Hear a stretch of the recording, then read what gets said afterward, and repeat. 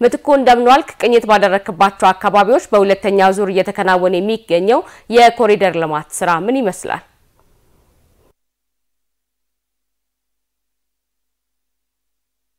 አመሰግናለሁ። እንደምን አለሽ ራቢያ? እንደምን ዋላችሁ ተመልካቾቻችን? አሁን የምንገኘው ከገርጂ አንበሳ ጋራጅ በጃክሮስ አድርጎ እስከ ጎሮ በሚወስደው የኮሪደር ልማት የሁለተኛው ምዕራፍ የግንባታ ሂደት ቅኝት ላይ ነው።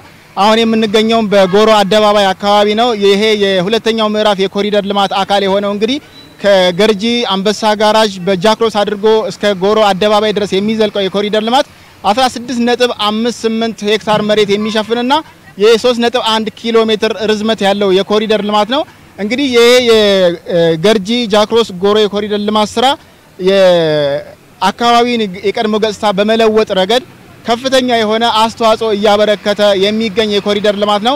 ምክንያቱም ይሄ የኮሪደር ልማት ከተጀመረ ሰንበትበት ያለ በመሆኑ አሁን ወደ ፍጻሜው እየተቃረበ ያለና ገጽታውንም በጥሩ ሁኔታ እየቀየረ ያለበትን ሁኔታ በቅኝታችን ተመልክተናል ማለት ነው።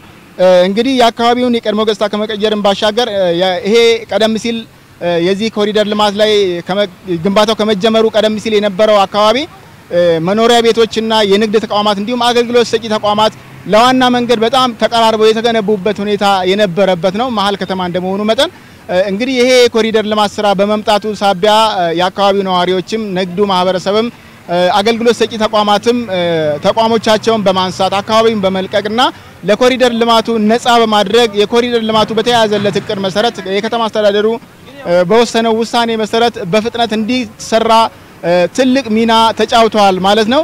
በዚህም ሳቢያ የኮሪደር ልማቱ በፍጥነት ተጀምሮ በጥሩ የአፈጻጸም ደረጃ ላይ እንደሚገኝ ነው አሁን መታዘብ የቻልነው ማለት ነው።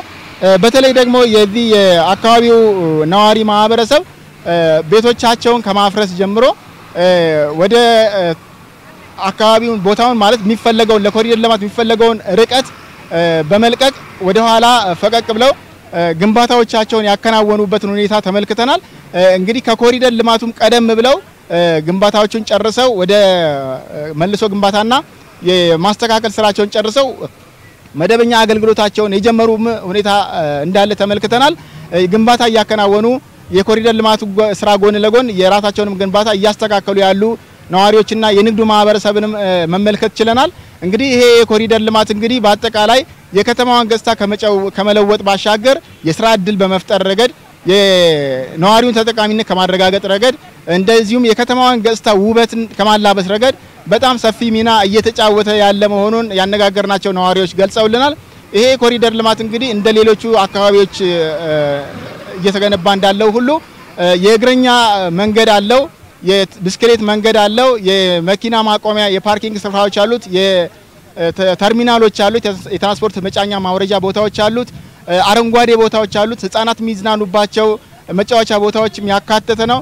እንደዚሁም ደግሞ ሰዎች አረፍ ብለው የሚዝናኑባቸውንም አካባቢዎች ያካተተ እንደሆነ ነው መመልከት ይቻላል። የመኪና ፓርኪንግ ቦታ ጭምር ያካተተ የኮሪደር ልማት ነው። እንግዲህ በመንገዱ ቀደም ሲል እንደገለጹት ከግራና ከቀኝ አካባቢውን በመልቀቅ ነዋሪው ባደረገው ሰፊ ሚና የኮሪደር ልማቱ በተያዘለት ጊዜ እየተፋጠነ ነው የሚገኘው።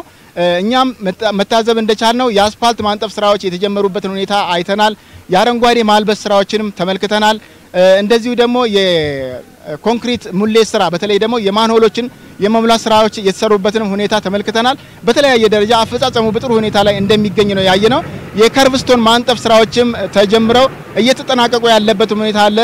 ከጀርባዬ አሁን መመልከት የሚቻል ከሆነ የከርቭስቶን የማንጠፍ ስራዎች እየተጠናቀቁ ያለበት ሁኔታ ለዚህ ጎሮ አደባባይ አካባቢ በተለይ ደግሞ ከአዲስ አበባ ወደ ጎሮ አደባባይ በሚወስደው አቅጣጫ ባለው የቀኝ መስመር ላይ የከርቭስቶን የማንጠፍ ስራው የመጨረሻ ስራ እየተጠናቀቀ ያለበትና ስራውን አጠናቆ ወደ መደበኛ አገልግሎት የማስገባት ርብርብ እየተደረገ ያለበትን ሁኔታ ተመልክተናል ማለት ነው።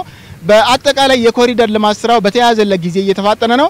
ከተማዋን በመለወጥ ገጽታዋን በማሻሻል ረገድ የቀድሞ ገጽታዋን አሻሽሎ ከተማዋ ውብ፣ ጽዱ፣ ለነዋሪዎቿም ሳቢ፣ ለቱሪስቶችም መስህብ እንድትሆንና ዓለም አቀፍ ደረጃዋን የጠበቀች ከተማ ከማድረግ አንፃር የኮሪደር ልማት ትልቅ ተስፋ ይዞ የመጣ መሆኑን የአካባቢው ማህበረሰብም የሚገልጸው ነው። እኛም በቅኝታችን የታዘብነው ጉዳይ ነው። እንግዲህ ከገርጂ ተነስቶ በጃክሮስ አድርጎ እስከ ጎሮ ድረስ የሚዘልቀው የ3.1 ኪሎ ሜትር ርዝመት ያለው የኮሪደር ልማትና የ16.58 ሄክታር ስፋት ያለው የኮሪደር ልማት ስራ በጥሩ ሁኔታ እየተፋጠነ ነው። ወደ መጠናቀቁ ገደማ እየደረሰ እንደሆነ ተመልክተናል ማለት ነው። ለአሁኑ ያለኝ የቅኝት መረጃ ይሄንን ይመስላል። አመሰግናለሁ። ምትኩ እኔም ለመረጃ አመሰግናለሁ። ሸጋ ቀን ይሁንልህ።